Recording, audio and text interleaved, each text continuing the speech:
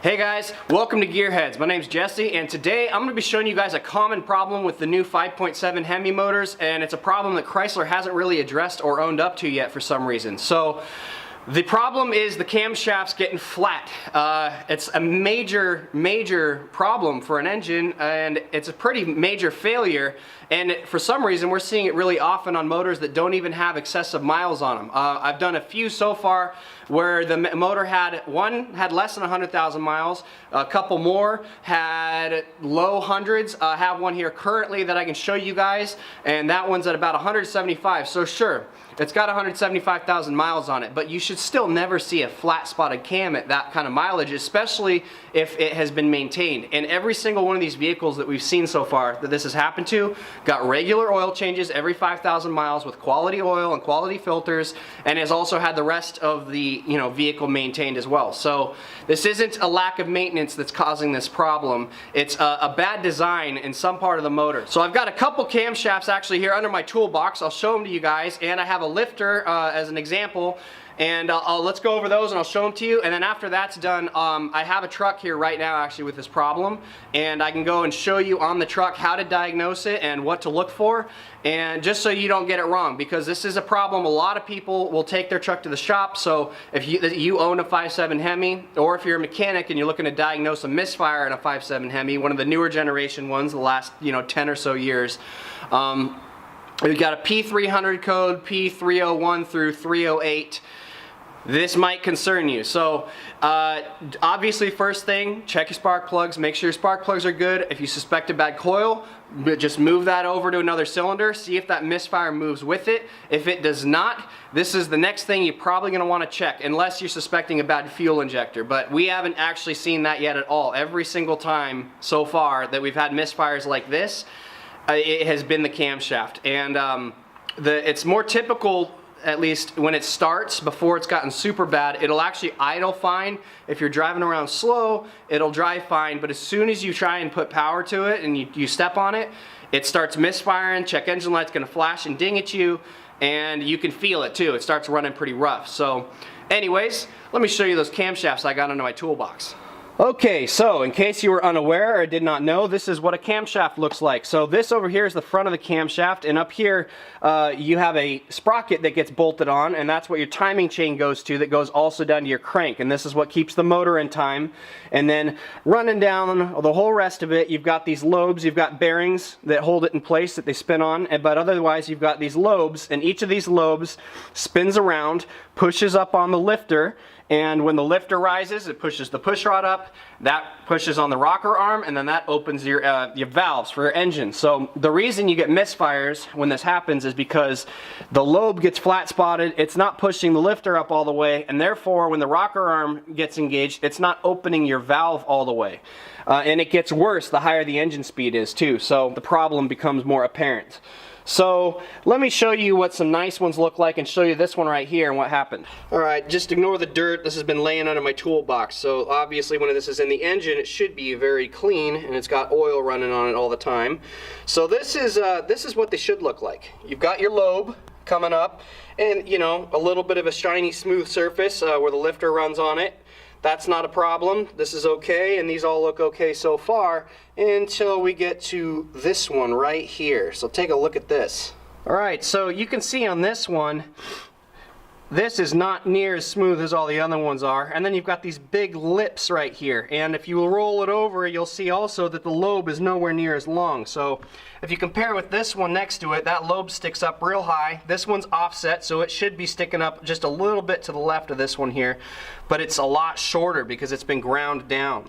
And the reason that this guy ground down is because of this lifter right here. So this is a roller lifter. This is supposed to roll smoothly, and this is why you call this a roller cam. This is supposed to roll smoothly along the surface of the cam lobe, and when this goes up high, it pushes on the lifter, and these are hydraulic, they have oil in them, so they don't ever have to be adjusted. But then this here pushes up on your push rod and so forth, like I already described, up to the rocker arm. Now inside of here there's supposed to be some needle bearings, and you can see this one's moving around. Look at that play up and down in it. That is not right at all. This thing is supposed to sit right about in the middle, and it's supposed to spin nice and freely. This one's all rough. It's got a ton of play in it because the bearings, the needle bearings in here failed. You also might notice the surface of it is all scored up real bad. It's supposed to look smooth, just like the good lobes on the cam do. So the ultimate cause of these cam failures on these new 5.7 Hemis ends up being the needle bearings in the lifters. Now, why Chrysler hasn't addressed this with a TSB, I don't know, but it's a very common problem. If you go on any forum, you'll see a lot of people complaining about this problem with their truck, and we see this a lot at the shop here that I work at, and this has been the cause every single time. We find the bearings in the roller here have completely, you know, disintegrated basically, are no longer there, and then you get this guy here just bouncing around, probably getting stuck sometimes, and ultimately does that and ruins the camshaft. So on this camshaft, this happened on cylinder number 4. It's not necessarily more common on any specific cylinder. I've seen it on almost all of them, and these engines actually don't even have the multi-cylinder displacement, so that brings its own issues. These ones didn't even have that and they still failed. Let me show you another cam. Alright, so here's another camshaft. This one failed on cylinder number 1, so check out the lip on this one. This one's real bad. So this one ended up wearing down even further and shoving this metal up here to the side even higher than it did on the other one. This is just an example. Same thing happened with this one. Had a failed lifter with the bad needle bearings in it that took out the whole cam and ended up requiring a major engine repair. Alright, well there's a couple examples for you guys explaining the problem, explaining what happens. Next I'll go ahead and show you guys how to diagnose and how to confirm if this is actually what's happening with your motor, or if you're a tech and you're looking at one of these, how to find that out so you can properly diagnose this for the customer. And luckily I had these things still sitting around to show you guys, because I was planning on kind of just keeping a few around and making an art project with them, but at the rate these things are failing, I'll be able to build a damn skyscraper eventually. Alright, so now we're looking at the motor under the hood. Now, when these first show up, if you diagnose it early, it probably is going to be happening on one cylinder. We've seen it where it flat spotted multiple lobes on the cam, but usually that's because that person had been running it for a while and they just ran through the first lobe and waited till it got to the second one, and then the engine started running really poorly. So then they brought it in. Either way, you're going to want to check your codes and see which cylinders you have misfires on primarily, and you also, of course, like I said before, you want to make sure that it's not an ignition or a fuel misfire, so, you know, cancel those out first. Swap a coil over to another cylinder if you need to, and then these, you know, the frickin' Chrysler engineers went to the school of redundancy school, and there's 16 spark plugs because you got 2 with each cylinder. So check your spark plugs, pull coils out, swap it over to another cylinder, make sure your injectors are at least firing. If you want, you can look at your fuel trims and see if it looks like, you know, maybe one bank's running a little bit leaner. You might have a fuel injector that's not firing or something like that. But either way, once those have been ruled out, the next thing you're going to want to do is pull the valve cover off on whichever bank is misfiring. So on these Hemis, you've got 1357 on the driver's side and 2468 on the passenger side. This has a code of P0308, so that's a misfire code for cylinder number 8, which is the very back one on the passenger side. So I'm going to pull this valve cover off real quick and show you guys what's going on.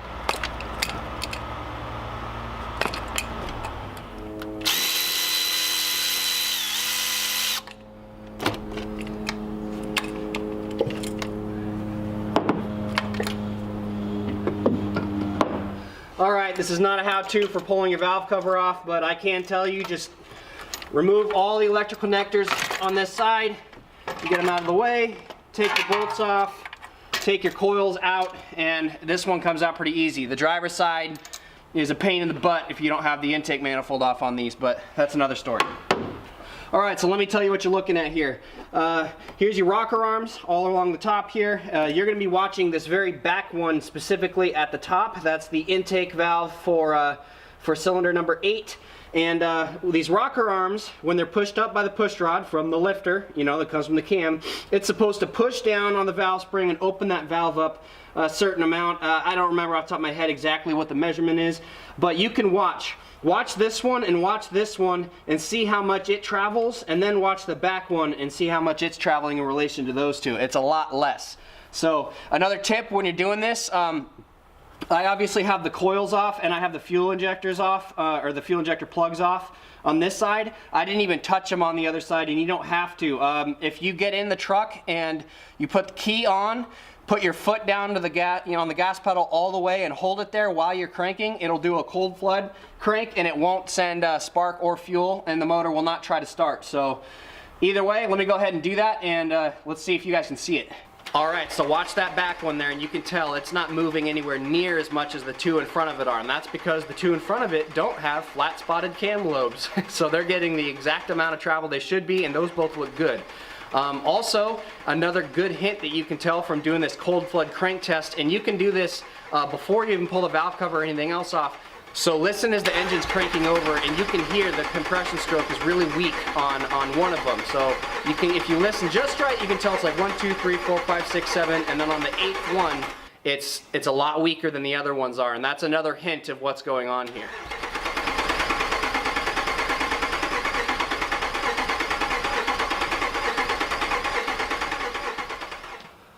Alright guys, well thank you for watching. If you have any questions or comments, go ahead and drop them down below. I'd be happy to answer them for you. And if you have any other info share with me and everybody else why this happens, if there's something you know that I don't, I would love to hear it, because it's such a common problem with these engines, and I don't understand why. This is not a normal thing with most other V8 pushrod motors.